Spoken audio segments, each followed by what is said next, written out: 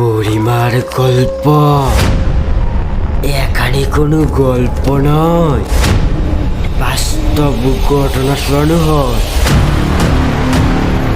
স্বাগত সবাইকে বুড়িমার গল্পের 64 নম্বর এপিসোডে। আমি তোমাদের ছোট চন্দ্র। আজকের এই গল্পে রোহান একটা লাশের গাড়ি চালাতো।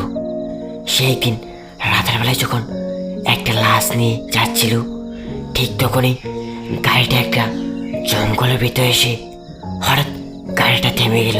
গাড়িটাকে চেক করতে গাড়ি থেকে নেমে যখন গাড়ির সামনে যায়, হঠাৎ সেই লাশটা তার সামনে এসে দাঁড়ায়।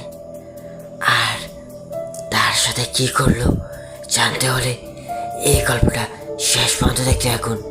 চলুন গল্পের দিকে এগিয়ে যাই। রোহান ছোট্ট একটা গ্রামের বাসিন্দা। তার বয়স যখন 10 বছর, তখন তার বাবার মৃত্যু হয়। তারপর সে ঠিকমতো তার পড়ালেখাটা চালিয়ে উঠতে পারেনি। সে ওই সময় থেকে সংসার চালানোর জন্য ছোটো মোটো কাজ করতে লাগে। তার পরিবারে তার মা, সে আর তার একটা ছোট্ট বোন ছিল। রোহানের মা তার বাবা মারা যাওয়ার পর লোকের বাড়ি বাড়ি গিয়ে কাজ করতো। এইভাবেই তাদের সংসারে তার মা আর রোহান কাজ করতে করতে প্রায় 10 বছর চলে গিয়েছিল।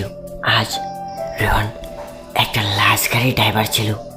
সে লাশ গাড়ি চালানো শিখেছিল। তার মা আজও বাসা বাড়ি গিয়ে দিন রাত কাজ করত, আর সে লাশ গাড়ি চালাতো। রোহানের সেই লাশ গাড়ি চালানোর কাজটা বেশিরভাগ রাতের সময় পড়তো।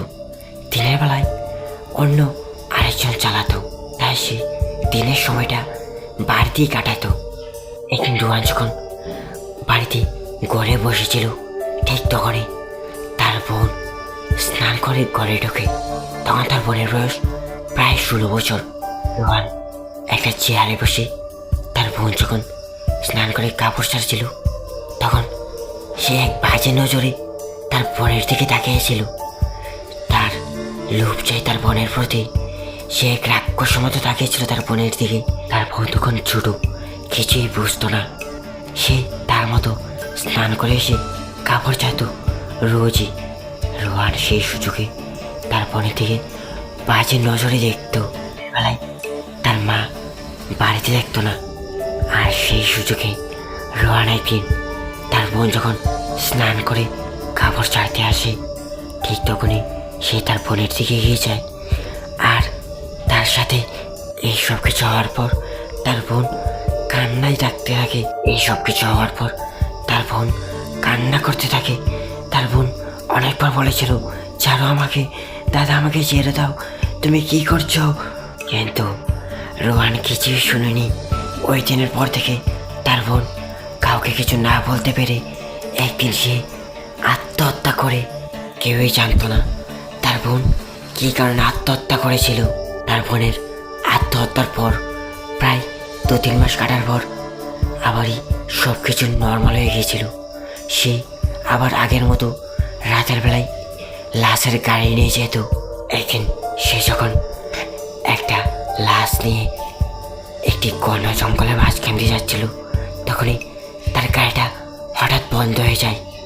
সে যখন গাড়ি থেকে নেমে গাড়িটা দেখতে যায় গাড়িটা কী হয়েছে, ঠিক তখনই তার গাড়ির পেছন থেকে সেই লাশটা হেঁটে হেঁটে তার দিকে আসছিল। আমার তখন বই আতঙ্ক, কে কে তুমি? ঠিক তখনই ওই লাশটা বলল, শয়তানের বাচ্চা, তুই আমাকে চিনতে পারছিস না? তুই আমার সাথে কি করছিলিস মনে আছে?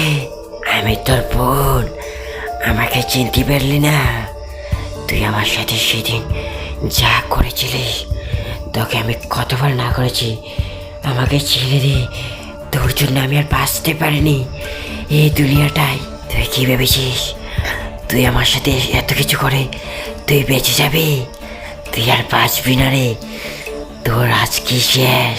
এই কথা বলে সেই লাশটা তার গাড়টাকে মুচকে তার গাড়ে একটা কামড় দিয়ে তার গাড়টাকে পুরো ছিঁড়ে নে। সেদিনের পর থেকে তার আত্মা শান্তি পেয়েছিল তার বদলা নিয়ে। সেই নিষ্পাপ মেয়েটা কী দোষ করেছিল? তার তো কোনোই দোষ ছিল না। আজকালকে জেনারেশনে এইসব ঘটনা অ্যাভেলেবেল চলছে, কিন্তু কেউই কোনো প্রতিরোধ করছে না। কিছুদিন আগে আমাদের কলকাতাতেও এরকম ঘটনা হয়েছে, কিন্তু সবাই সবার মতো ঠিকঠাক হয়ে গেছে। সবাই সবার মতো ঠিকঠাক হয়ে গেছে। তোমরা যদি ন্যায় চাও তাহলে কমেন্টে একবার ইয়েস লিখে যেও। আজকের এই গল্পটা এই পর্যন্তই। আর এই গল্পটা কেমন লেগেছে কমেন্টে জানাবেন। আর এটা কোনো গল্প নয়, এটা একটা বাস্তব ঘটনা। প্লিজ ভিডিওকে প্রচুর শেয়ার করবে।